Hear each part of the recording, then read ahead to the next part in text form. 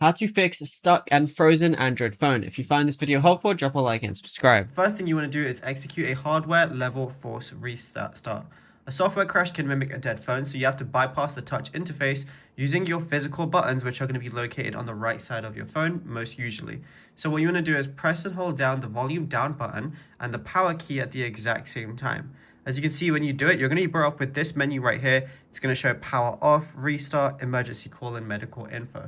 So what you want to do is, instead of pressing anything, because obviously if your phone is frozen or it's a black screen, you're not going to see this. So what you just got to do is keep holding down your volume down and your power button for about 15 to 20 seconds.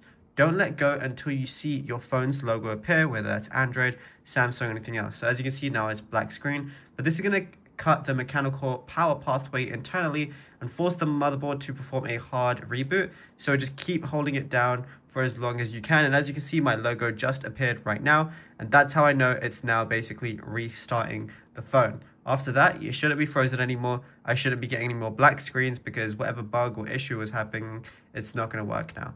Also, just try and charge your your phone for 30 to 45 minutes without touching it with an official charger plugged into the wall. Make sure it's not plugged into a laptop or anything because you might not be getting enough power.